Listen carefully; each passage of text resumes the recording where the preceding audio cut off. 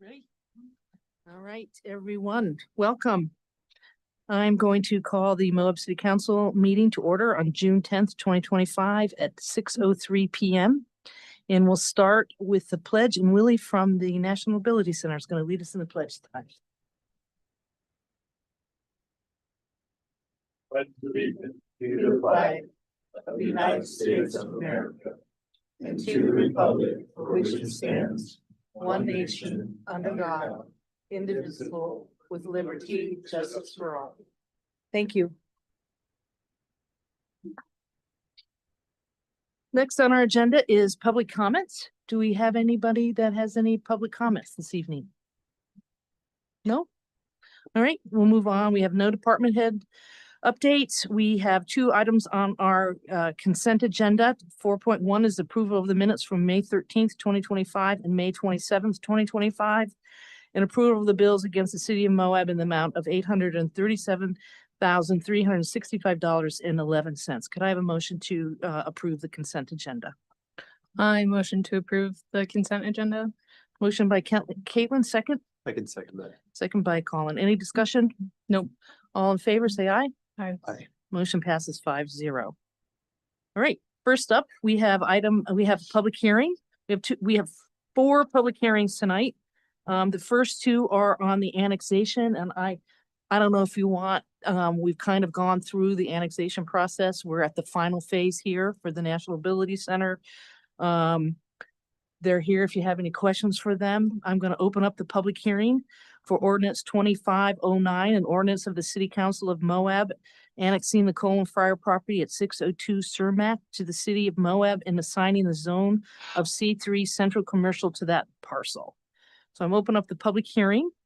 Corey, I don't know if anybody has any questions for Corey. We've kind of been through this a lot. I know we've got a lot of support for this project. So I'm just gonna, I don't know if you want Corey to go through this or if you guys have any questions for him. I don't. No? Jason? No, I don't think so. I think I've read everything and kind of you've walked us through the whole process since day one. So I think I'm pretty good.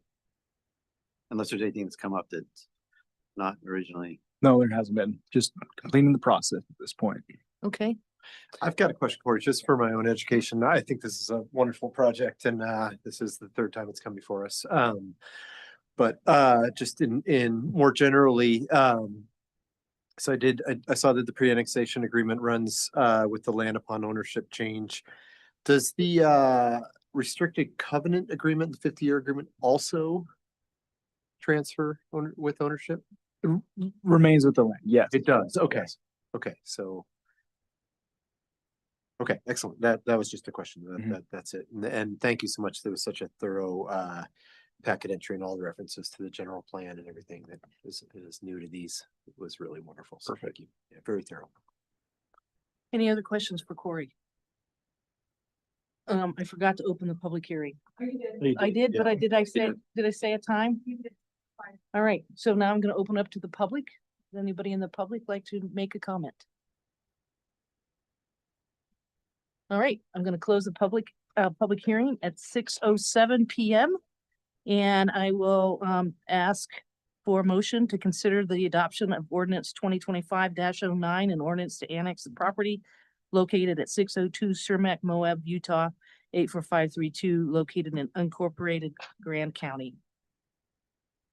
I can make a motion to approve ordinance 2025-09, an ordinance of the City Council of Moab. I'm doing this on my phone. I apologize. Annexing the coal and fire property at 602 Cermak to the City of Moab.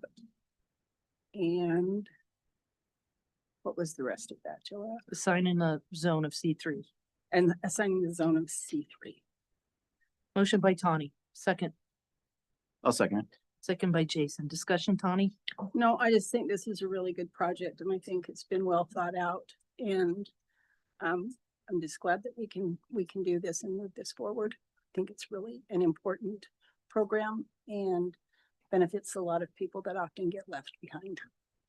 Thank you. Jason? Yeah, I'd just like to kind of echo that as well. And that I know that out in the world, you know, in town, that there was a lot of discussion about this, that it was, you know, more overnight accommodations, and it wasn't who you know or what you know or where you know, is who you know and that stuff. And I just want to say that that's not the case with this. This is providing housing for a group of people who have very specific needs that is nowhere to be found within the housing in Moab, and that it's pretty critical to what the National Ability Center is doing and what this project is. And so, you know, we're not, you know, opening up more hotels. We're not opening up more accommodations.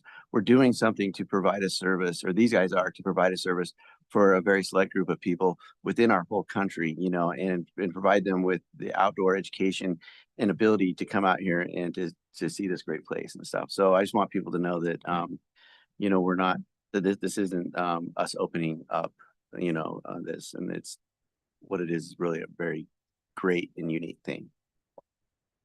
Any other comments? Yeah, I'd echo both points, and I also want to say I really appreciate the way you guys have worked with staff. I think we all feel really familiar with this because you've collaborated on how to define that use and make sure that it is going to serve your needs, but kind of also respect the intentions of, you know, overnight accommodations and what we've been doing at the city. So yeah, just really appreciate all of the thoughtfulness that's gone into this process for so long. Yeah. Anybody else?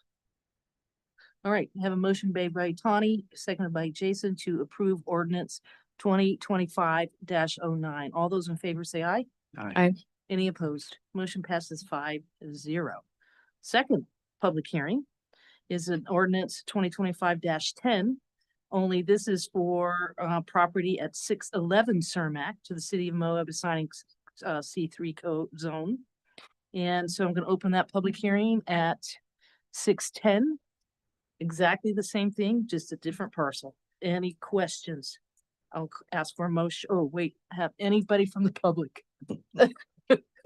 All right, I'm going to close the public hearing at 6:10 and ask for a motion to adopt ordinance 2025-10, and ordinance to annex the property located at 611 Cermak, Moab, Utah 84532, located in unincorporated Grand County. I can make that motion for adoption of Moab ordinance 2025-10, an ordinance to annex the property located at 611 Cermak, Moab, Utah 84532, located in unincorporated Grand County. Motion by Jason, second. Second that. Second by Colin. Any further discussion? All in favor, say aye. Aye. Any opposed? Motion passes 5-0. Welcome to the city of Moab. Glad to be here.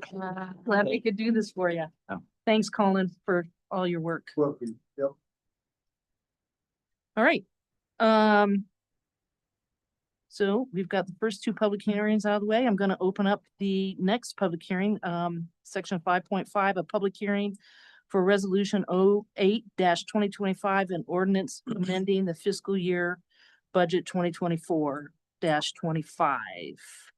So I think, Michael, you're going to present this one. The public hearing is open. As soon as you're done, we'll have questions and then have the public. Okay. So I'll just go through what I presented in the staff report really quick. Apparently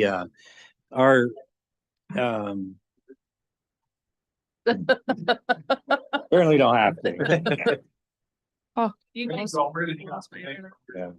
Yep. Thank you. Go out and have a good dinner tonight. Thanks for all the good work you guys are doing. Really appreciate it. Okay, thank you. Yep, we'll see you later. Good to see you.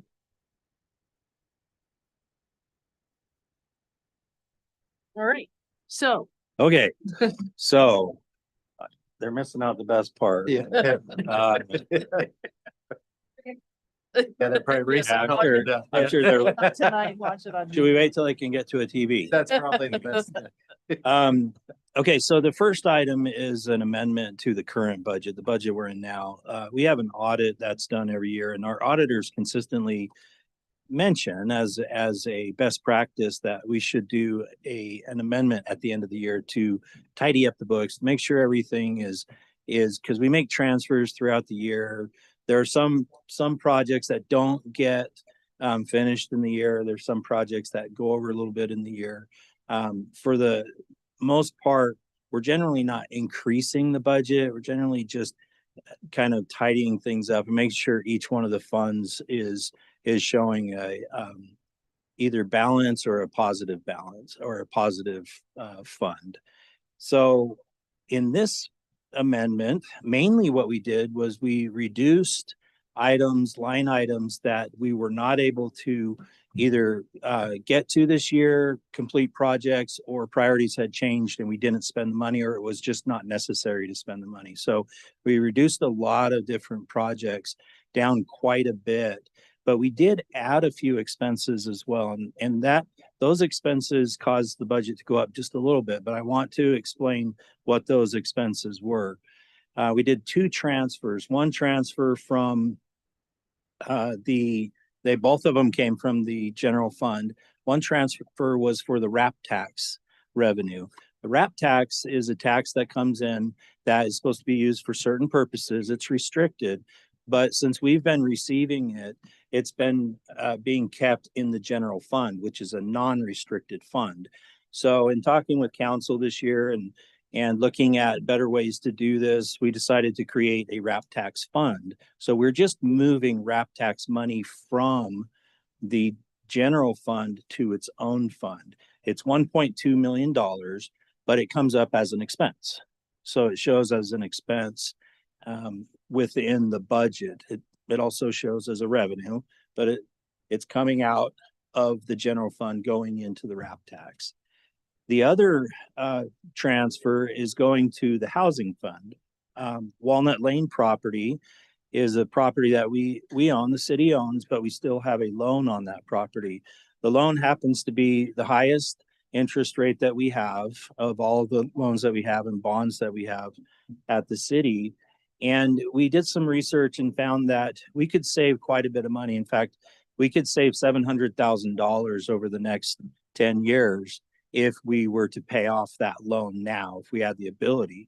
And looking at the housing fund, the housing fund does have some money in it and can handle part of it, but the general fund has been subsidizing housing as well and has been putting money in to help, I guess, get that property moving forward and following the guidelines and principles or the priorities that the council has. So I'm suggesting that we transfer $660,000 from the general fund to the housing fund and then use $800,000 out of the housing fund to match with that to pay off the loan at $1,460,000. And again, that will save us $700,000 in interest over the rest of the life of the loan.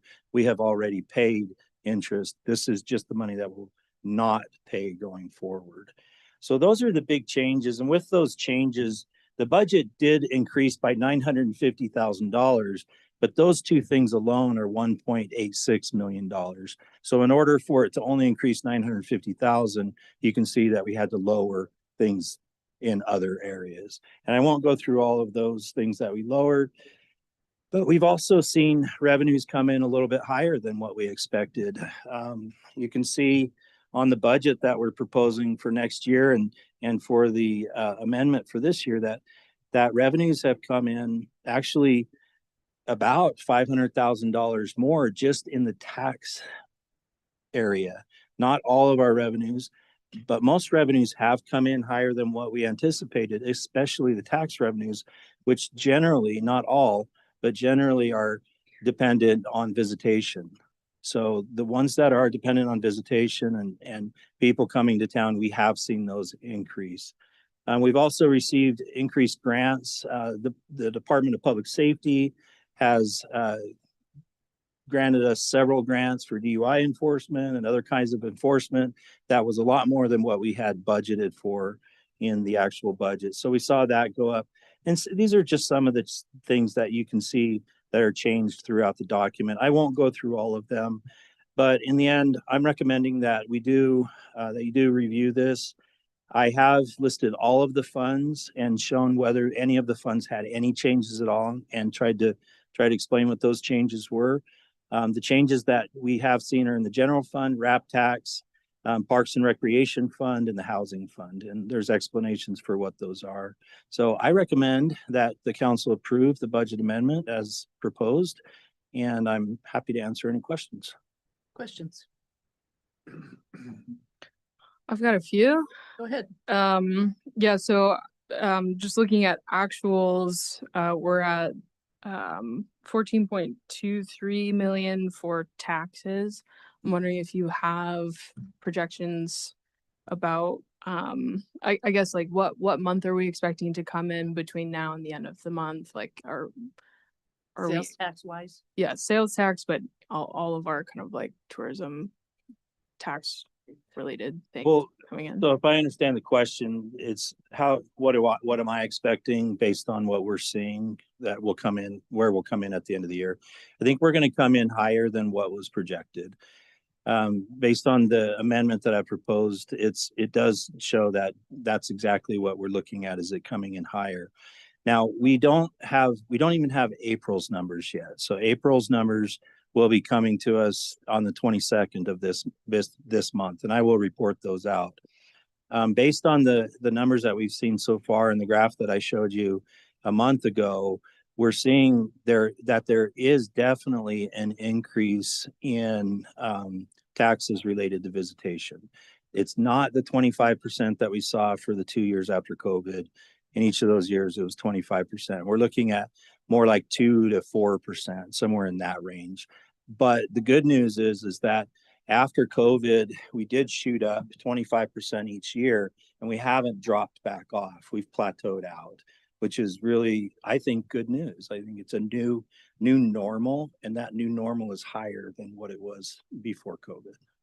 So we will get those numbers for April, May, and June, 2 months from the time that they're reported. So we really won't know the actual numbers for June until September.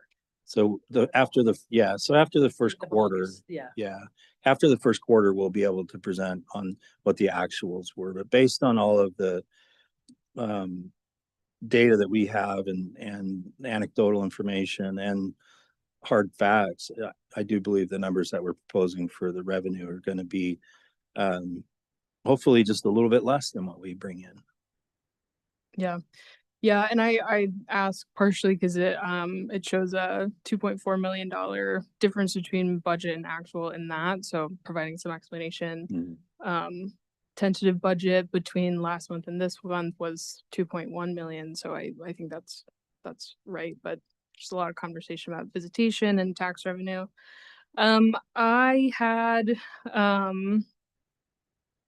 went through a lot of highlighting, I think started down a direction between this and our proposed budget coming in later, trying to understand some of that. And I think I appreciate you sharing the updated corrected actuals and the other proposed.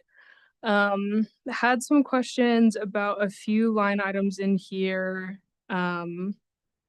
Namely, okay, looking at looking at HR, for example, I'm wondering, looking at projected, I know we're at the end of the year, but thinking about amending our budget back to closer to actual and kind of cleaning up some of this. Wondering why for public notices that was budgeted at 50,000 over this last year, because I know that we're correcting that in our proposed budget moving forward. Kind of similar question for what the 86,000 for the other was projected to be, because that came in significantly different. Yeah, so those are two that we could have reduced as well, honestly. We're definitely not spending that 50,000 or that $86,000. I think we just get to a point where we could probably reduce a majority of these things. And so I think the 21,000 on other for human resources, that definitely is probably as high as it's going to get. For all intents and purposes, again, we can reduce that down to 25 if we needed to. We don't need to, but that's something that we could do. And the public notices, I don't see those being spent at $50,000 either, but it's the original budget. And it also isn't necessarily hurting anything by keeping it at that number. One of the other things about this amended budget is originally there was the intent to transfer on the revenue side from the ending fund balance, and I just want to get up to that point. There was the intent to transfer from fund beginning balance 1 million.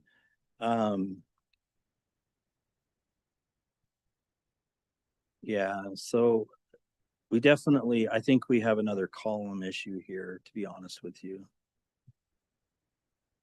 Yeah. I think, All the numbers are the same. I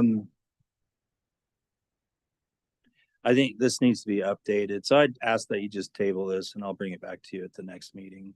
Unfortunately, we had some issues with the back end of Polaris and some of the people, including me, programming it.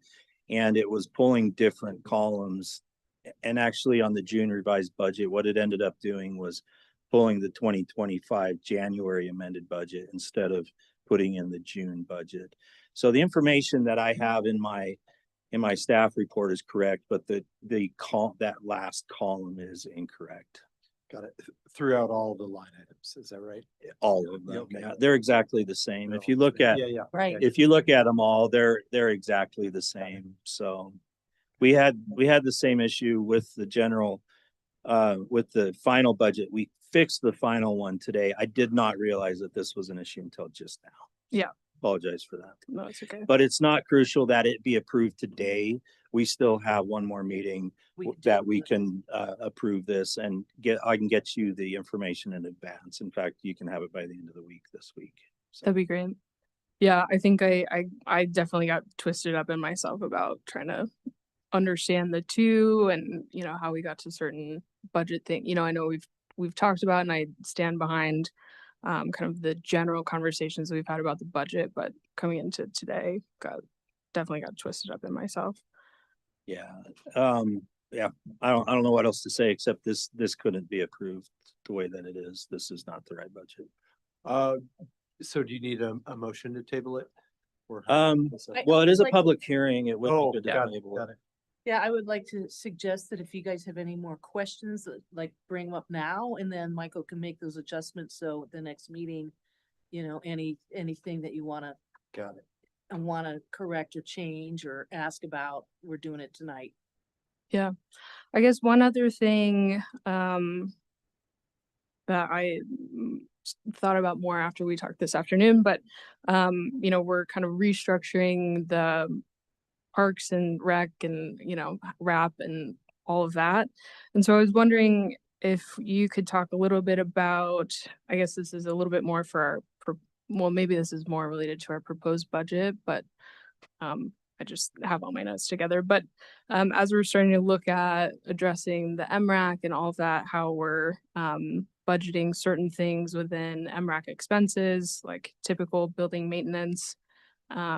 We were over budget this year, projected to go from 20,000 to 15,000 in our next budget. So kind of wondering, and then in recreation admin, there's a big increase in supplies and maintenance for that versus at the MRAC. And there's also capital in the capital fund. There's proposed stuff for that. So that's kind of one of my questions is if you can talk about how. Yeah, if you, took out. when we get to there, if you just want to bring up the line items, I can refer to my notes that when we were putting this budget together and I can answer anything I'm able to. Great. So as far as a matter of business, rather than advertising the public hearing again, it would be good to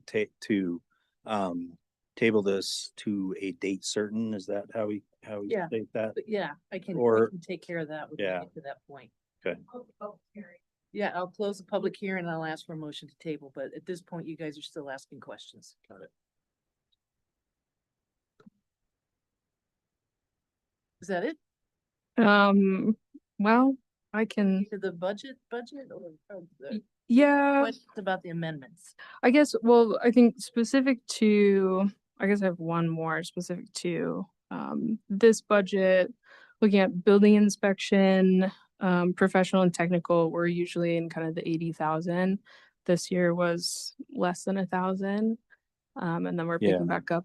Just wondering what that was So this year. that line item is reserved for what the state requires us to do when we can't handle getting our building permits inspections done in time. And what the state requires is that we have a third party that we can use, or the developers or builders can use, to get their inspections done in a timely way. And then we end up paying for that. So that's a requirement by the state. So that line item, and you'll see that in the next budget as well, virtually the same amount of money, because we need to keep that just in case we all of a sudden get an influx of building permits for new homes is generally what it's for. And then we can't, with our 2 inspectors, keep up on all of the inspections. So we have to hire outside help to do that. This year, what that says that we've spent so little is that we didn't have a problem meeting all of our inspection needs Which is good. in-house. Yeah. Which is great. Great. And then also, I think between this and the other budget for admin, professional and technical, kind of similar but different question of like what typically falls under professional technical for admin. So professional technical for admin generally is going to be contracts for services, and we're talking about consulting services. So in the upcoming budget, we've moved things from the general or from elected to admin, and that's why the number has gone up so much. But in previous years, what you see in those budgets, and I can go back and I can tell you exactly what it was if you'd like to, if we want to look at admin specifically, but it's generally consulting services for admin. It could be the audit. It could be related to any other special analysis that we might have performed that doesn't fall under any other department. It's specifically, but is more general for the city.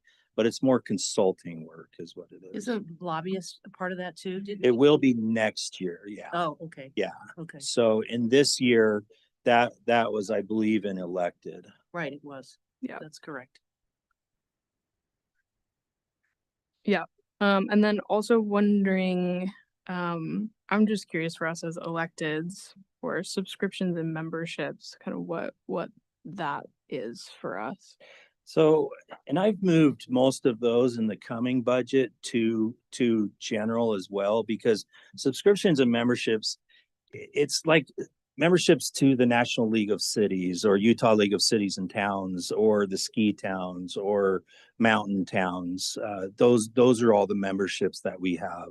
Gotcha. And I believe, I mean, there might be a couple more.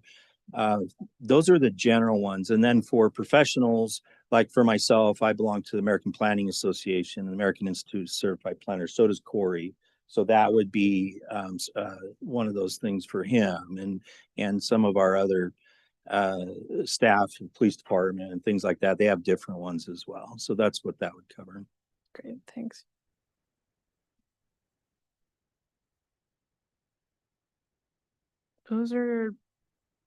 I've got more, but I think we can also wait for the next one and meet and talk about some of this. I think those are some of my bigger ones coming to propose or amended. Anybody else? Comments about the amended budget? Public?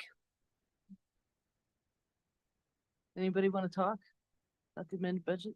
Apparently not. All right. As noted, we need to table this to our next meeting. So if I could have a motion to table the adoption of resolution 08-2025, amending the fiscal year budget 24-25. Yeah. No, I didn't close the public hearing. I'm going to close the public hearing at 6:32 and ask for a motion to table resolution 08-2025 until the June 27th meeting. Is that the right date? 24th. I motion to table adoption of resolution 08-2025, an amendment to fiscal year 2025 budget to June 24th. Yep. Meeting. Yep. Motion by Caitlin, second. Second. Seconded by Tawny. Any discussion? All those in favor say aye. Aye. Motion passes 5-0. So in between now and the next meeting, if you find anything, we still have time to make those changes. Just let Michael know. And then you. So I will get you the budget that matches the staff report this week. Because it's already done. It's just, again, it's just a matter of the program pulling from the right column, and we have to direct it to do that. Once we do that, we can send that out. So. Great. Thank you. Next public hearing, I'm going to open this public hearing at 6:34 PM. It's a public hearing for resolution 07-2025, adopting the fiscal year 25-26 budget. And Michael. Yeah, so this one's correct. I'll just start with that. So there was a column issue on this one, but it didn't have anything to do with the actual proposed budget. It was pulling the wrong actual year.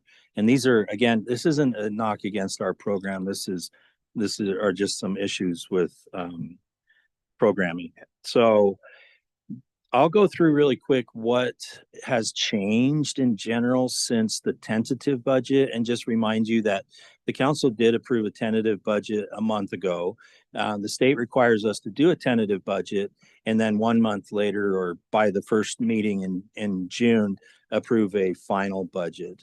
There's not supposed to be major changes between the two, but you can make changes. The idea is that the tentative budget and the final budget are pretty similar. So the citizens have an opportunity to, about a month, that they could look at that and ask questions and things like that. So there definitely are a few changes though, and I'll start with revenue.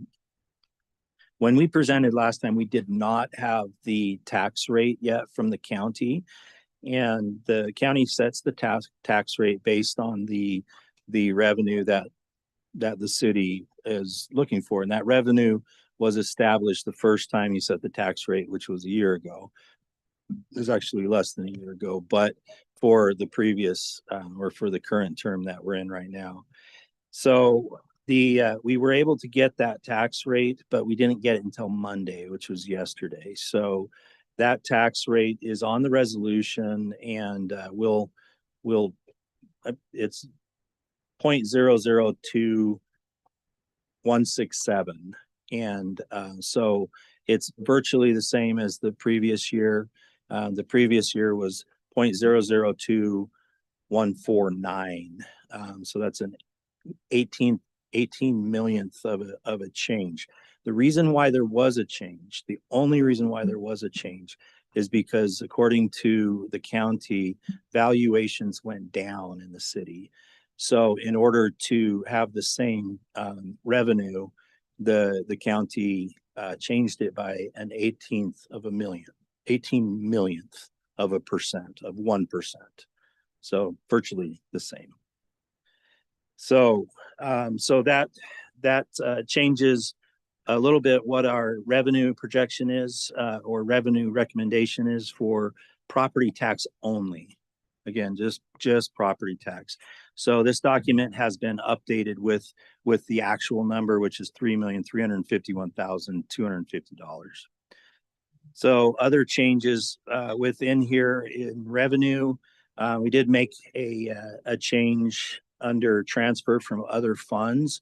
There was a transfer that was originally anticipated to come from a certain fund because that fund had not paid overhead for quite some time for a lot of the work that had been done in through admin and things like that. But it actually comes to, once we look at it a little bit further, we are transferring money from the general fund to this fund. It's the housing fund. So it didn't make sense to transfer money back from the housing fund to the general fund.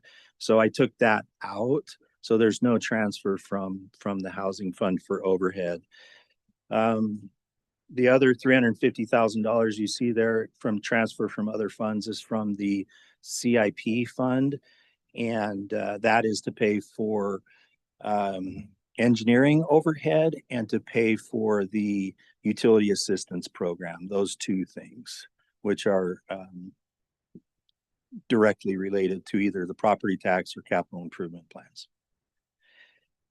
So other things, just there's some minor changes here and there. The only other thing of note is that I split out the community contributions, which I think there was some conversation about what the correct term for that division of the budget should be. But this is where the city enters into contracts with people who provide services within the community that the city does not provide. And these technically are not just contributions, they're fees for services that are being provided within the community. The other thing in this section, so for instance, we've got Sea Cave and Multicultural Center and so on and so forth, people we've had contracts with in the past to provide services, social services within the community that the city doesn't provide. The other one in this section is social service, and that's actually the utility assistance program. That's $75,000. And again, that money is coming from the general fund to offset the people's payments for utilities, and was related to the property tax when the property tax was adopted. Let me just add, so at our next meeting, Marcy's gonna present to you her, because she was gonna come back in 6 months, so she's gonna give you guys data and information. We can talk about that at her next meeting. Okay, and that's pretty much, if you go down to the bottom of the general fund, those are the only other changes you'll see in here. And these are just the transfer to the capital projects fund, which is, we just changed that to match what the actual amount for the property tax is. And then there was a transfer that was scheduled to go to the culinary water fund that is not necessary, and that was taken out. So not coming from the general fund to the culinary water fund. There was no basis for that we could find, so we just removed that from the transfer. And those are the changes from the tentative budget to the current budget. Can you remind me like why things like police, I know you talked about this before, but like police vehicles, was it 93,000, now it's 0? Well, Yeah, so we moved vehicles all to its own fund. one fund, okay. Yeah, because they were buried everywhere. Sometimes they were in CIP, sometimes they were in operations, sometimes they were all over the place. So we moved them to one, so it'd be more accountable. I remember that now. Yeah. And then Michael, with the community contributions, I thought that we had decided that, and I appreciated that in the tentative budget, you consolidated those, because I thought that gave us a little bit more flexibility, because what we've seen with that money is it's a great way to sort of a pot of money to respond to things that are happening in our community. For example, with Walnut Lane, we were able to move a lot of that money towards, or a chunk of that money towards the Moab Valley Multicultural Center, who was supporting us so hugely in that. And then is that, but didn't we, I'm trying to remember, didn't we decide to go away from those community contributions in the when we updated the budget in January or December?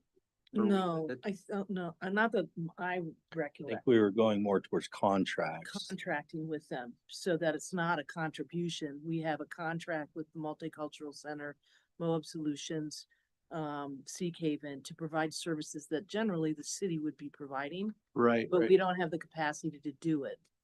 And so I felt like it was important to have those line items in there. And then talking to Jason earlier today, we thought, well, maybe we should change that title to contract fees for services or something to that. So it doesn't appear as though we have money available for any community contribution. Yeah, the conversation that I remember having was that there are also other great organizations that are doing this great work. And so why did we, just remind me why we amended the budget mid-year and took those out? I don't know. I don't think we did take them out. I took them out in the tentative budget. I didn't take them out. I just consolidated them into one line item, which was, I have to go back to that. Yeah, last year was in 2025, they were in public safety. we moved them from community contributions to public safety for that same reason. So that it was clear that those were services that we were providing for public safety Yeah. purposes. So And why then did we we, decided to move, I don't know why did we revise it in December and remove and zero out several of those contributions? I have no. I don't know either. We, Um, because we had a conversation at that time where, we thought that maybe we were better served by, having this pot of money and being able to really, if we have a flood, if somebody's serving, a community need. I don't remember that conversation, and we can Yeah. talk about that further, because this has always been. These contributions have always, this is what we've decided in the past, were the organizations we really wanted to support. I mean, in the past, we used to support everybody, they would come in and they would make they would apply. Right. And when I became the mayor, I was like, why are we giving money away when we can't even afford to fix our roads? And so we kind of identified accounts, I think it's the counts before you guys remind me that these were the organizations we felt we should be supporting because they are providing the service for us that we should be providing to the community. Yeah, and I think a part of that conversation too is just when they were applying for their community contributions, there wasn't any certainty as to like what amount they would receive. And so we were hoping that by giving them a fixed amount, it would help with like budgeting for the budgeting, upcoming right. year. Yeah. I think what we're talking about is also two different pots of money. You have like this community contribution, which is these guys providing services that we can't do, such as, or that we don't have the ability to do. But then there's another pot of money that's like, oh, we had this flood come up, we need to contribute or to this fund, which would be a community contribution. That's why after I talked to you today, then I talked to the mayor and I was like, community contribution kind of seems like people are applying for it and getting it and stuff, and that's why I was like, maybe we should change it to community contracted services or something like that. So it's more the line item for services that we can't provide, but also we need to maybe have like another pot that, whether it's not listed as the general fund that we can pull from for flood mitigation or additional funds to Multicultural Center, like they helped us out with helping us with Walnut Lane. So To be able to respond. yeah, exactly. And I think that the conversation that we had, at least the way I remembered is I didn't have any say in these and so I didn't have input in these and I understand the move towards a contract, and I think that's a really positive move because a lot of these seemed, one of the issues that I had is that we were giving these to and there wasn't a written out contract of what we were receiving for these funds. But I would also like as council to have a little bit more input on who this money is going to, because that hasn't been in the case in my time on the council. It was just, when I came on, this was something that it was just in the budget to these organizations. And I know there are also a lot of amazing organizations in this community that are helping us out and sort of replacing our services or I guess augmenting our services in different ways. We have to be very careful that we don't end up funding everybody. And that was Everybody. and that was my point with this. I think that it's a question, to me, I would rather have a pot of money that then we were able to respond to things or really identify as a council, who really is doing that work, or have some of our departments, be able to reach out to us. One of the things we're gonna do, and this came up when we did this, Jason, remember? And you brought up the question, how do we determine, how it's allocated? And so Nathan was here on Friday and we talked to him and he's gonna draft a policy. Okay. So that it's really clear to a policy for whatever we want to call this, contract and fee for services or whatever. So that every future council has an opportunity to understand how we came to this conclusion. And if there's more, if we find more programs that we feel it's our responsibility to fund, then, that's another conversation. But So- these are absolutely programs that we should be providing. And we're not, because we don't have the capacity. Yeah, I think like in general, the ones that we're funding right now have some sort of emergency component to it, Right. where like, yes, they do a lot of other non-emergency related like services, but they fill that gap of providing like emergency level services that need some sort of immediate response that we're not able to provide within the city.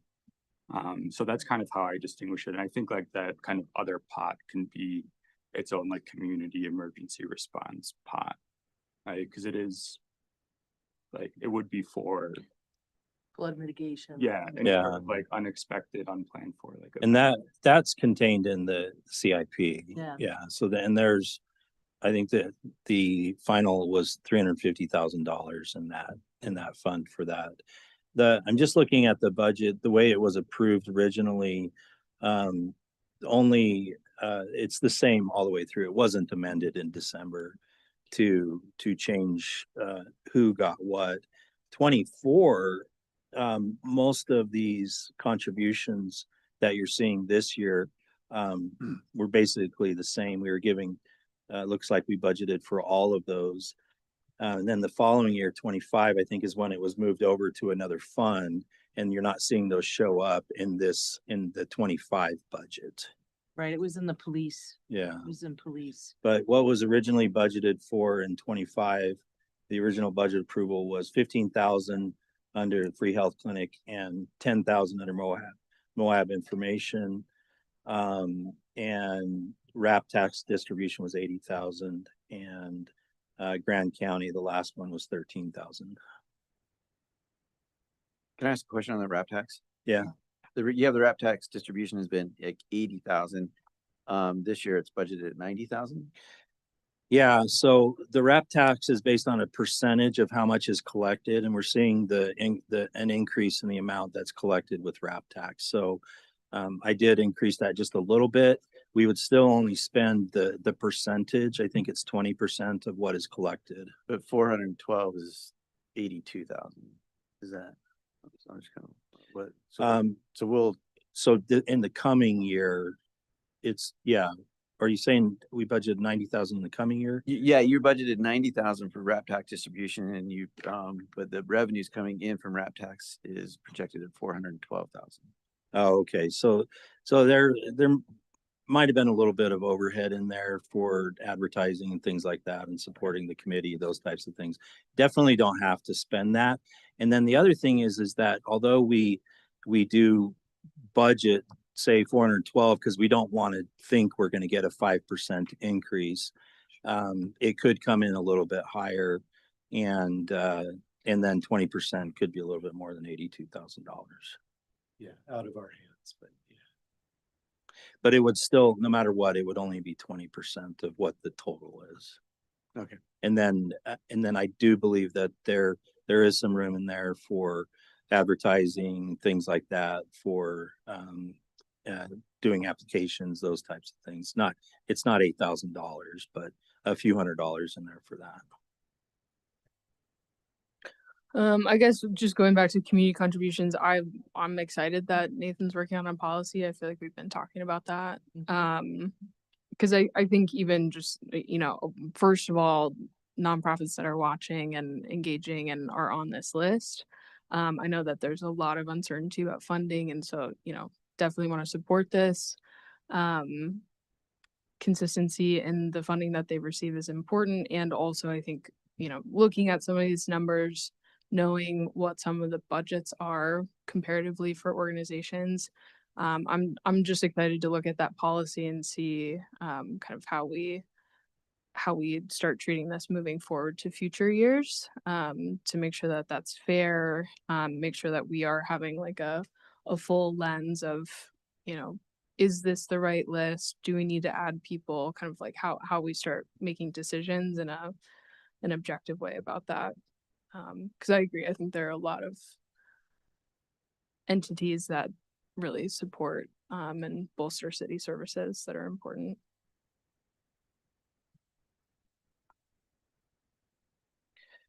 So, yeah. Any other questions for Michael on the budget? I have some specific questions. Yeah, go for about it. certain things. So moving forward in the budget, I was wondering about, so within public safety, we've got different categories. Saw that we're adding 40,000 for uniforms for safety. And that kind of more so raised a question of what's the difference between like police and safe, like what's the safety side of that? What are Well, those? safety is referring to kind of OSHA type stuff, Okay. where public safety is Department of Public, just police type things. Yeah, cool. And then facilities, I'm excited to see this. I saw that 25,000 was added for education for facilities. Was wondering if that was something specific or kind of what that was. For education Yeah. and facilities, yes. So facilities, that would be the facilities division, which is under Public Works.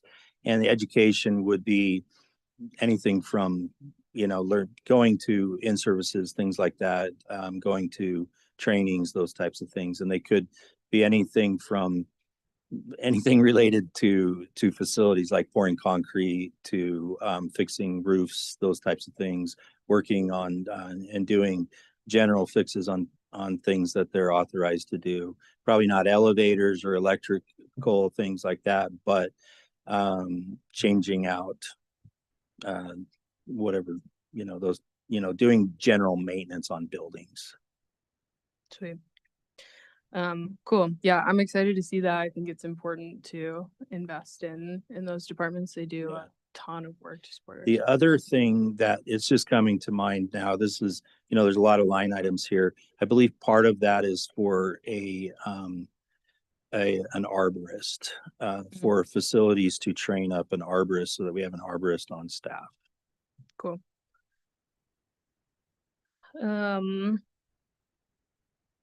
Okay, moving other questions for me, moving to the mark. I think this is kind of a comment that I brought up during strategic planning, looking at kind of consistent revenues coming into the mark. I saw that program fees are budgeted to increase from 4,000 to 16,000. And that grants and donations will also increase. I was wondering if there was like something specific that informed that. Probably it's from our master fee schedule that the planning commission is going to be considering tonight. And so that, I believe that's going to be on our next agenda. So that probably reflects proposed fee schedule changes that we haven't seen yet. Okay. Right? Am I right? Yeah, and I believe there's also some things on here where we are able to make reservations and rent out things that we might not have been doing in the past, and providing more services that we might not have been doing in the past. Cool. Yeah, and then I guess I'm back to kind of breakdown of ongoing maintenance versus capital project Mm-hmm. allocation for MRAC and recreation supplies maintenance facilities. Okay. So the supplies and maintenance for the MRAC, maintenance is generally things like painting and putting shingles on, fixing like an area of a roof where there might have been some damage or something like that. That's generally considered maintenance. If you're replacing the entire membrane on the roof, that might be considered capital. If you are painting every building in the city at the same time, that might be considered capital because it's large. And capital a lot of times is described as something that lasts more than 10 years, is more than a certain dollar amount, and different cities assign different things. It could be $10,000, it could be $50,000. And in some cases, there's another level of scrutiny to if it is something that can be depreciated. And so there's all of those things, and adding value to whatever the asset that you have already. So if we added a room onto a building, that would definitely be a capital expenditure because it's adding value to that building. It's worth more. There's more square footage, things like that. Maintenance, when it comes to MRAC and things like that, could be anything from supplies for the pool to supplies for cleaning to supplies for lots of different things that are considered maintenance as opposed to capital, like I described. I don't know exactly every little thing that's in there, but that's generally what maintenance is considered. It could even be, for instance, maintenance could be a few chairs, where capital could be all the chairs in the building are getting replaced. A couple benches versus, putting in new benches all through the entire park, those types of things. Cool. I guess I'm kind of wondering if it might be, I don't know. I just seen how much we went over, because we know that there's just things that are happening at Yeah. that facility. Some of those So- could have been from that, could it have been from that, energy audit we did? Yeah, they could, but the other thing is that in previous years, so which line item were we looking at? It's a combo of 452, 526 and 531. And then there's also, so that's like MRAC, but then So one of the reasons why these would go down is because many things have been moved to capital. And so if you look in the capital budget, MRAC has a whole section of, and capital budget is 41. So I can just go to that really quick. There is a lot of attention being paid to the MRAC in the upcoming budget. And a lot of that, there's so much to do there and there's so much deferred maintenance. Most of it is capital as opposed to just maintenance. It's been put off for so long. There's more things that need to be done than just paint now. There's structural things that need to be done. There's lots of other things, like for instance, the drywall in the swimming pool area, it all needs to be replaced. If it was just a couple of them or needed to just be painted, that might be considered maintenance. But under the 41 fund, the capital improvements fund, I'm just getting to the MRAC here.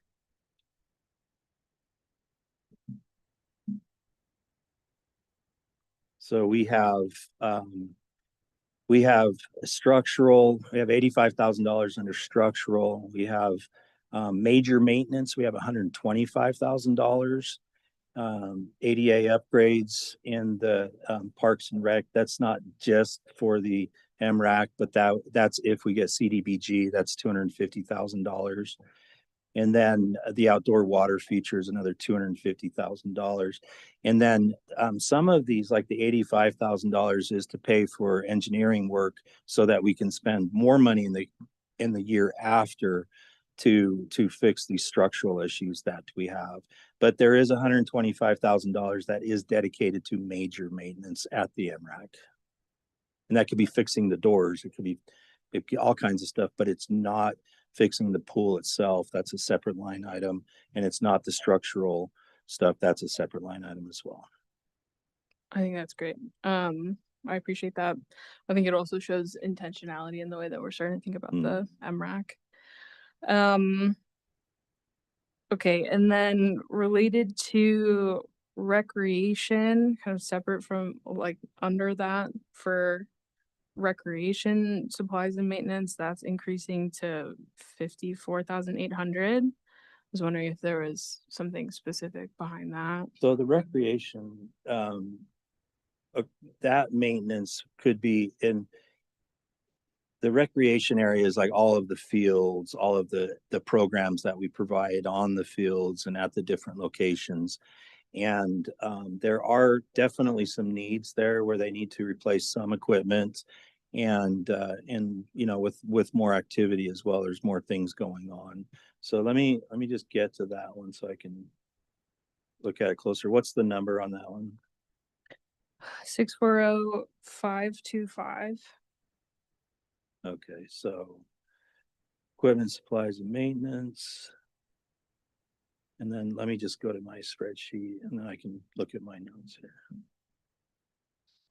Maybe replacing all those softballs from Jessica's house. Yeah, that's the window replacement fund.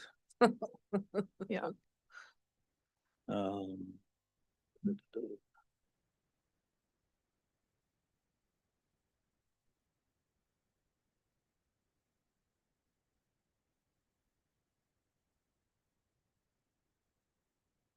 So that is the recreation fund.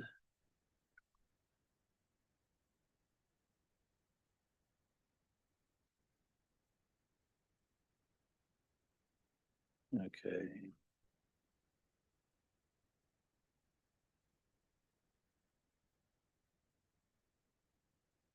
It's sports equipment. It's actually replacement of things in the gym that need, like last year we did, I think we might have done bikes and some treadmills. So this is following up on that and finishing that. Mhm. It's probably not finishing it out, to be honest with you. It's probably just addressing the additional needs that weren't met in this last year, or just continuing on with the needs that we had last year that we're trying to get to this year. Great. I got a couple more. Go ahead. Okay. Skipping ahead to and I only have a couple more. But I noticed in capital projects,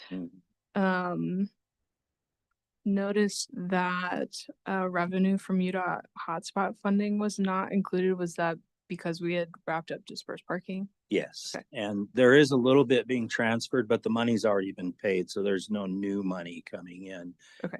In the carry forward, there could be just a little bit left to finish out the project. I believe we're done, but if anything, it's just a little bit of carry forward. There's no new money coming from that. Okay, great. And then I think my last one I think worth talking about is just seeing that we have set aside 150,000 for the golf course. I know that that'll be a future conversation. I think it's worth flagging, especially because I think the county has been looking at supporting funding for a study. Yeah. I don't know. So I've been working with the golf course on a new lease. The old lease is not that old. It's only 5 years old. But there's appears to be new circumstances. And so we're talking about a lot of different things. And one of the things that we're talking about is the potential for what, if you owned an office building, you would call tenant improvements. And so in this situation where they're our tenant, they're leasing it from us, we're the landowner.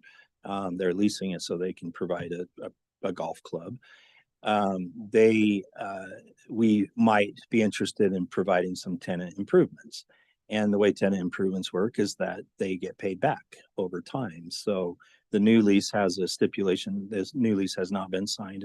You would see it before any of that. But one of the things it contemplates is having the ability to do some tenant improvements and for the golf course to pay back those improvements at a 0% interest rate if you agree to it over the life of the lease. So if we initially sign a lease for 10 years and they don't have any capital improvements for 2 years, there'd be 8 years left. So the amount that they did in tenant improvements would be divided by those 8 years, and they'd have to pay it back within those 8 years. That's my idea. That $150,000 will not go anywhere unless the council approves it through this lease process. So that money is there with the understanding that it could happen, and with the understanding that there are leaseholders do have a need for some tenant improvements on irrigation and things like that. So And we'll be talking about that next week when we meet. Great. More detail. And did I see somewhere else in the budget also some revenue coming in already, like a $35,000? yeah. So the revenue will only come in if Of course. Yeah. if they were Hey, to borrow or to do the tenant improvements. So that revenue is dependent upon them borrowing that. Now, Initially, we talked about up to $350,000. I only put $150,000 in there because it's more of a placeholder. And then if the council feels like that needs to be increased, we can do a budget amendment. But the revenue would be coming from the golf course to pay that back, depending on how much they borrow. And there has been, you know, they did get the grant from the county. Where it's, I think, I'm not sure exactly how that process works, but they did get it was recommended for a $75,000 grant. Sounds like the commission supported that. That money doesn't come in until November or December.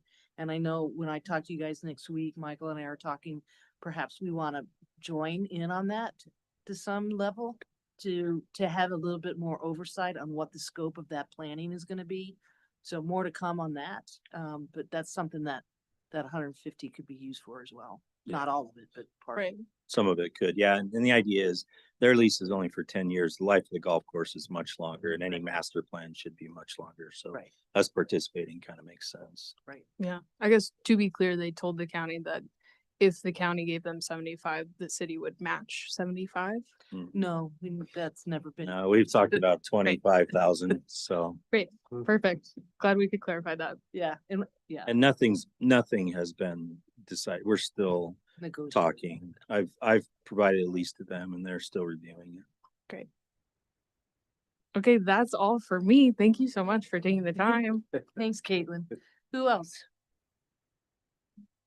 Caitlin took all of it. Yeah. Caitlin, good for you, Caitlin. You spoke for the group. All right, I'm gonna close the public hearing at 7. Wait, is there anybody in the public that would like to come and talk? Miles? This is a learning experience for you. All right, I'll close the public hearing at 7:10. And next, we have a motion that I'll need to do a roll call, and that is to adopt resolution 07-2025, approving the final budget and setting the certified tax rate for the city of Moab for fiscal year 2025-2026. Now, if you look in the resolution, we left that blank because we just got that today.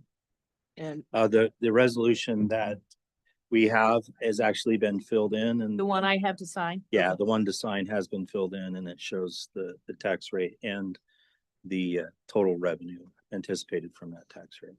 So if I could have a motion?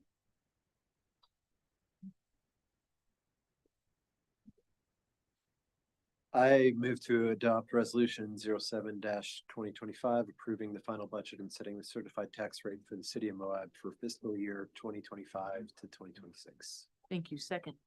A second. Second by Tawny. Discussion? Colin? Just add it. Yeah. Tawny? No. Anybody else? All right. Well, I do want to say this. This is Michael's first year doing the budget. So there's been a few, I mean, this is what he's been focusing on for several months. And so I really appreciate you Yeah. taking that on and really kind of getting into the weeds of the budget. I think it's important for our city manager to do that. And so appreciate the work that you put into it. So, and your patience, because I know there's been some changes and moving around. So thanks, Michael. Mhm. Good job, Michael. All right, roll call. Caitlin, Aye. Colin. Aye. Tawny. Aye. Luke. Aye. Jason. Aye. Motion passes 5-0. All right, that's it for our general business, and then we'll move right to the city manager updates. Yeah, and I'll just follow that up with, I stand by this budget. This is a good budget. I think I know a lot about this budget, and there was a big learning curve on this. Apologize for the snafu on the amended budget. We'll get that fixed. It's done already. It's just a matter of getting the right column in there, and we'll get that out to you as soon as possible. As far as my report, just a couple of things on construction projects. The 100 East pre-con is happening next week. I believe it's Monday. That's going to happen. And then they have a start date that's coming up right as soon after that as possible. And I believe it's within the next week, but that's been cut off of my sheet. Oh no, the start date is, they're looking at June 16th as a start date. Actually, the pre-con is I think happening this week. I apologize for that. The sidewalk pre-bid is also happening. Check with the engineering division if there's a question on the date on that. And I'm reporting to you that it's happening because those people who are planning to bid would be aware of that, and they'll come in. That project is moving forward. In other words, that's what I wanted to pass on. The obviously monsoon season is upon us. Officially, I don't think anybody knows when it starts or ends, but the idea is that we're anticipating that we will have some issues with our storm drain system. Our staff does a great job every year trying to get ahead of these things, and this year we're going to try and be pretty public about what we do to get ahead of these things. So there's several things that are happening over the next week, and hopefully you'll notice those things happening.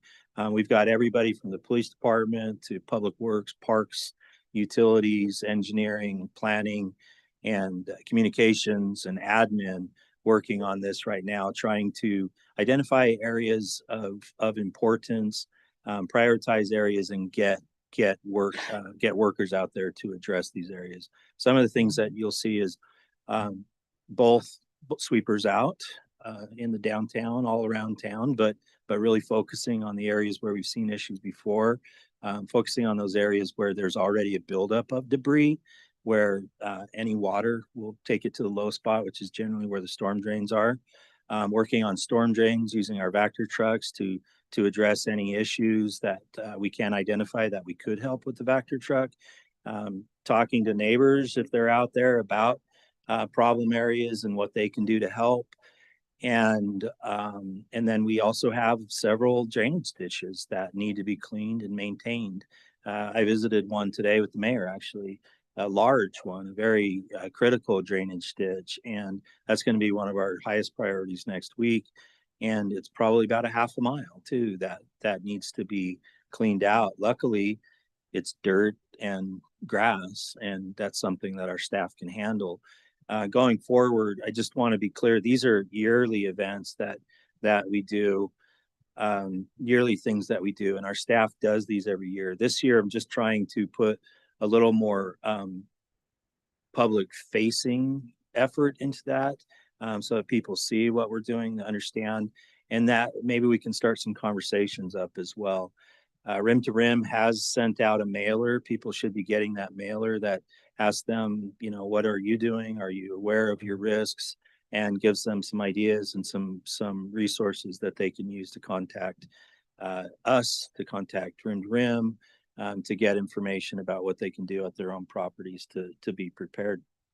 One other change I'll mention, that it's not a change, sorry. One other addition, the other things weren't changes. We will have more sandbag stations this year. As opposed to having 2, we'll have 4 and more if needed. Try to quadrant the city so that people can, in different quadrants, it's not going to be perfect, but there'll be something in the downtown, something on the east side neighborhoods like we usually have, something on the west side where at the public works yard, and then something north is where people can get sandbags. So around 4th North and 5th West is what we're thinking. And that area downtown around 1st South and 1st East, so that people don't have to go to only 2 locations if they're waiting till the last minute to get sandbags, and that we don't have people backed up at those locations as well if we can prevent it. And so those are some of the things we're working on. That I don't want to diminish any of the big projects we're working on. None of those priorities have changed. We're still working very hard on these big projects. In fact, there's a kickoff meeting. There's some other meetings going on for some planning that we're doing with our engineers in the Mill Creek corridor. We're still working on the 300 South Bridge. We met with legislative group recently, and these things, all the ones that we've told you about, they're all still moving forward. So that is my update. Thanks. Ask a question real fast. Sure. Going back to the sewer drains, I had someone ask me, and I've kind of noticed it too, that there's a few places where there was construction, but there's not construction anymore. Like when they're going to be opening up those storm drains. Like, Again, Yeah. Like, what's that? Cane Creek is an King Creek, example of like that, yeah. Emma Boulevard. Yeah, I'll check on that. Most of those storm drains, and I'm not saying Cane Creek, but a lot of them should just have the bales around them to protect them. Water still should be able to go into them. The ones that are closed or that are new, they should be being opened very soon. I will check on that. I don't know the exact answer for that project. But those are definitely things that I'll make sure our staff are looking at, making sure that we're hitting the low hanging fruit too. Then is there a list of, when you're talking about the sidewalks, that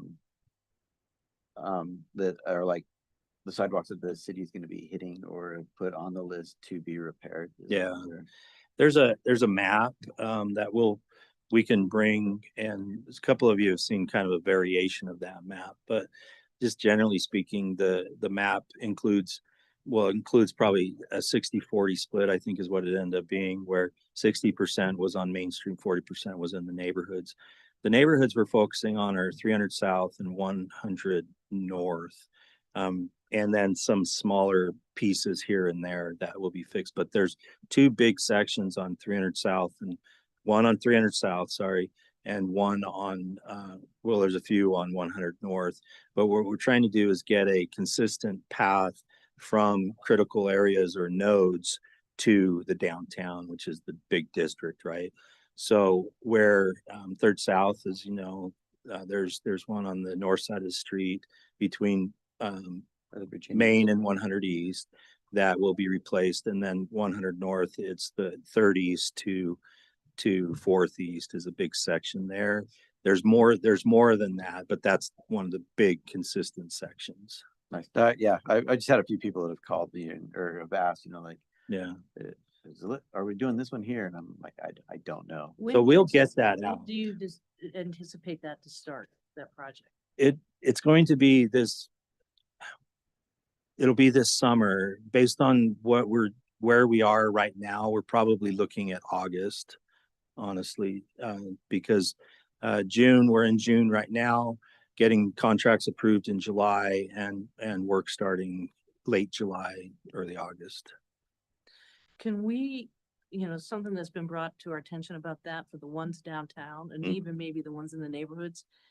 Is there any plans to go downtown and talk and let the downtown businesses know that this is happening? Yes. Besides social media, I really feel like a face-to-face, I think it's important for somebody to go to the business and say, hey, this is happening. Do you have any questions? Is there anything we can do?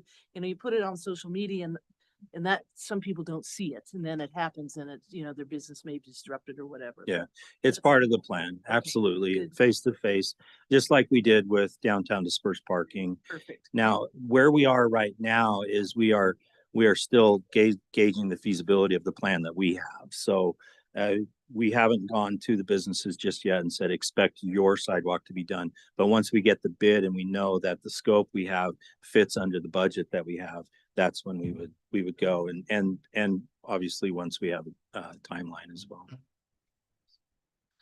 Would you like to announce Sydney's appointment? Yeah, we have,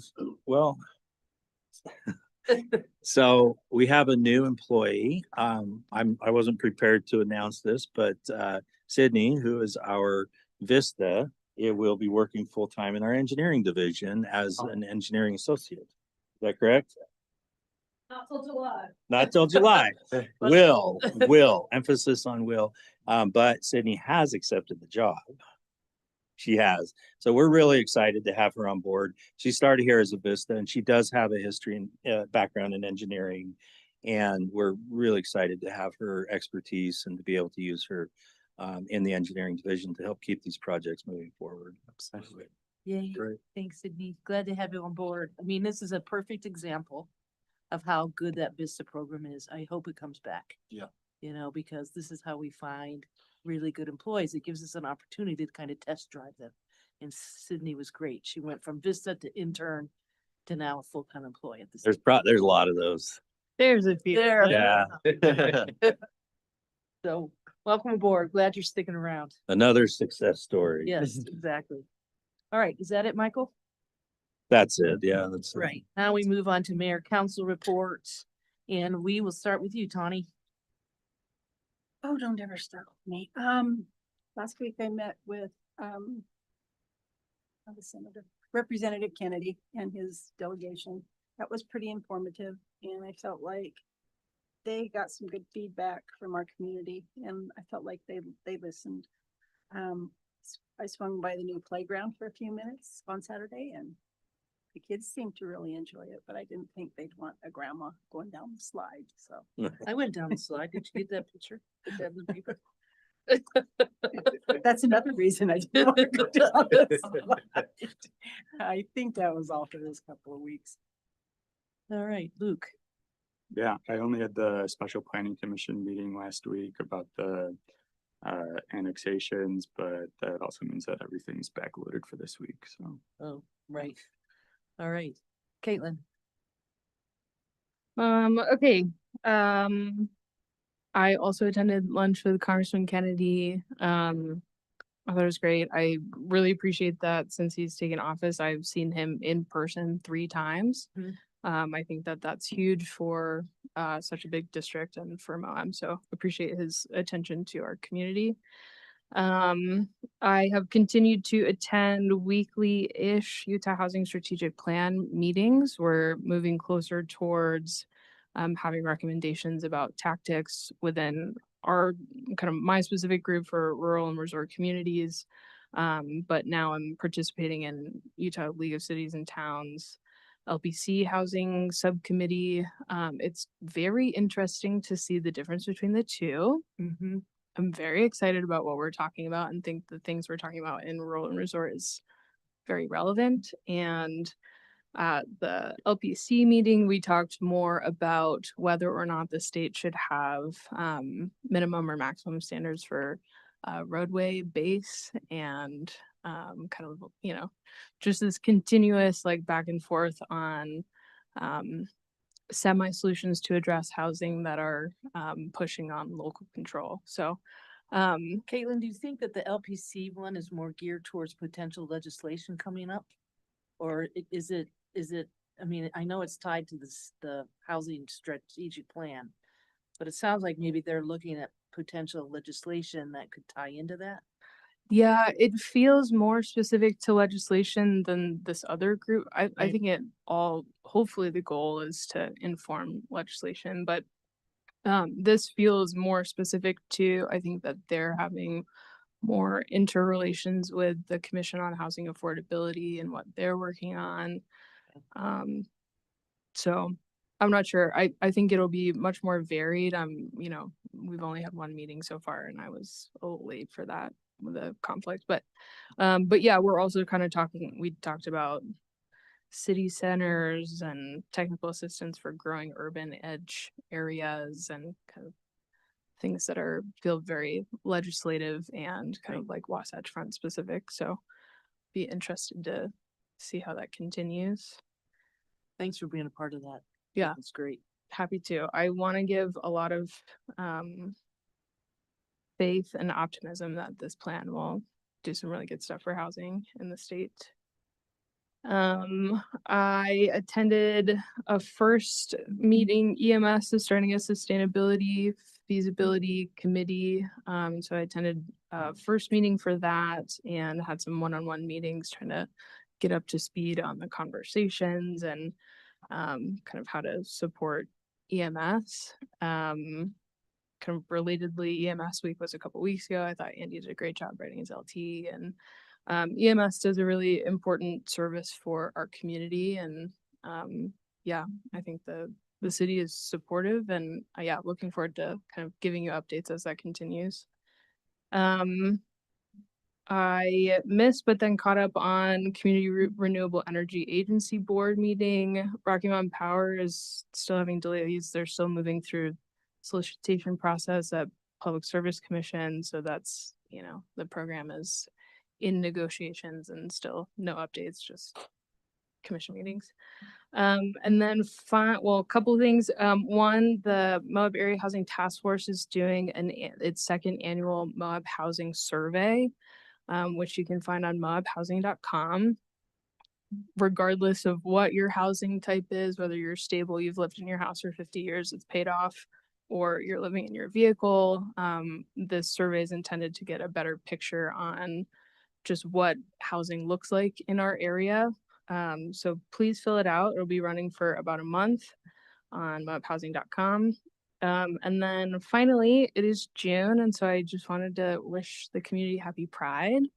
Moab typically does more specific Pride things in September, but is Pride Month, and wanted to acknowledge and celebrate our queer people and our allies, and really appreciate kind of, even we talked about it a couple meetings ago, but how the city is continuing to support that community. So that's it for me. Jason. All right. So I attended, and over the last 2 weeks, I've attended an airport board meeting. The big news out of that was that they have hired a new airport director or manager. They hired a guy. Am I starting? No. The airport director, they inquired about renting the city's house for that I person. haven't heard anything. It's actually a guy named, I think his name is Steve Gleason. And he's coming from Provo originally, and he was the airport manager in Provo, and he's the guy who kind of saw the Provo airport grow to what it is today. He started from a small municipal airport to where they're at and stuff. So I think he has a lot of great knowledge, and will be in his, I think he's starting on the 16th, I think. So next week. Good. And so that's really exciting, and I'm excited to have him here. Or we all should be. Today I attended a travel council meeting, advisory board meeting, and that was a good meeting, I think, for the city, in the fact that during the winter, HB 456 passed, which was TRT reform. Part of that reform legislation was that cities or municipalities that collect over 50% of the TRT,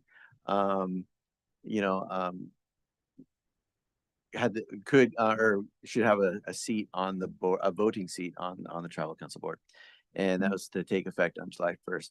Today, the travel council, that was brought to their attention. The mayor sent a letter last week. I'd been in contact with them as well, that this was coming up. And today they voted to support that ordinance, and we will have a vote on the travel council board, which I think is a great thing. So, yeah. Does the commission need to vote on that? Yeah, so now it'll go to the commission, and there'll also be, I think there's a few things that need to happen, like a bylaw change. Right.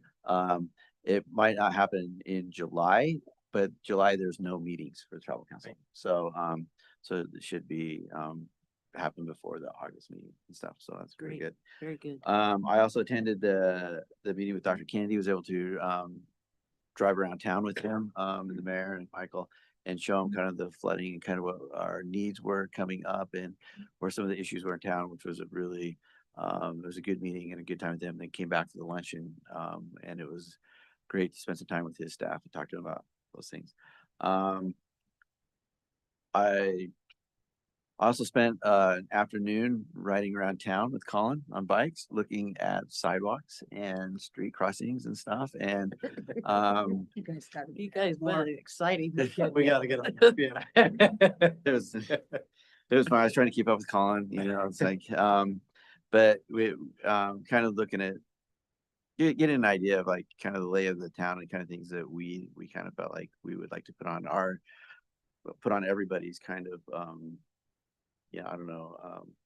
radar, the areas that we thought. And I thought it was good just to ride around and look at things, at a slow pace, and check things out. So anyway, and that's Colin. Okay. The 29th, I had a meeting with Michael and the district manager for solid waste. On the 31st, I attended the ribbon cutting for the Swanee Playground. Very exciting. Huge event. Huge. I mean, just massive. Huge. Massive. Was it really? No, it was us. And Patrick's family. Oh. She has a big family, so that was. Yeah. And then on the third, I got to do a ride along with Sergeant Finlayson. And besides being really impressed with Finney, and a very informative afternoon. One of the things that really stood out to me is we went and parked just north on 191, just north of the rock shop, and we're radaring cars. And it was just absolutely stunning to me at how little effect the speed limit drops have had on vehicle speeds. You know, and the radar was just constantly registering, you know, in the 30-mile-an-hour zone, 50 plus miles an hour. And I think James can attest to that it's. I wonder if I was like one of those people. You were one of it. I was gonna figure that out. But then a really. On your bike. She was on her bike. Of course she Yeah, was. You mean your Harley? So something that I hadn't considered that was brought to my attention was, you know, we put so much emphasis on enforcement and, you know, being one of the, you know, whatever the three-legged stool or however we want to phrase that. But, you know, it was brought to my attention that the majority of traffic stops in our town are out-of-towners. Right.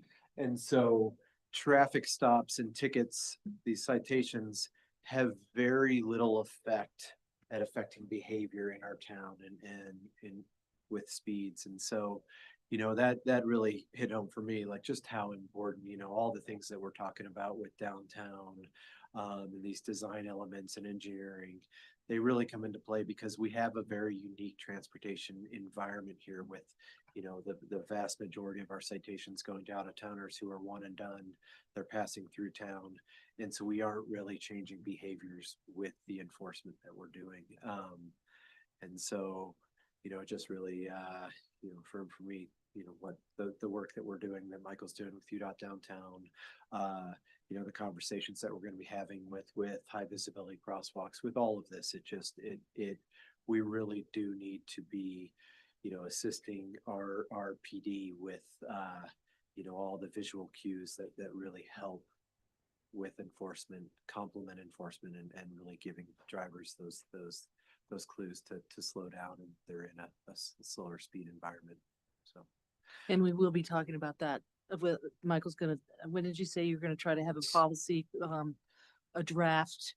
I think We'll we're be going, talking, we're going to do a presentation on the 24th Right. and then talk about policy and the what we want in that policy, and then we can bring it back as soon as possible. For the high visibility crosswalks. Yes. Yes. Okay, that was the other point that I've just also been having a lot of conversations with both the mayor and Michael. And so I'm really looking forward to having a more you know, just formalized policy with, Right. because a really simple cost and effective safety enhancement that we can be doing in the community is upgrading, or when we do repaint crosswalks and upgrade crosswalks, to make them into a high visibility crosswalk. Mhm. So, yeah, I look forward to that. And consistency of intersection markings. Absolutely. You know, Yeah. one more visual cue. Yep. Mhm. Yep. That's it for me. thank you. Thanks for bringing that up too, and look forward to having that conversation with the whole council. You bet. Yep. So I was pretty much a politician since we last met. Had the meeting with Congressman Kennedy and his DC team, and thank you guys for participating in that. We had lunch with him. We spent a lot of time, and I can tell you that they are very enthusiastic about Moab. I mean, they recognize that this area is a huge asset to the state. And when I was in DC last week for a couple days, all of our delegation expressed how important Moab is to the state of Utah, and that, you know, that they will be fighting for us. And that was made me feel really good. Our delegation is behind us 100%. So most of my meetings were to discuss the 300 South Bridge and potential appropriations for that, and the budget reconciliation bill that they're working on right now is fascinating. I mean, there's a lot of conversation about what's going on in Washington, if they're gonna get a budget passed and so forth. So it was very interesting.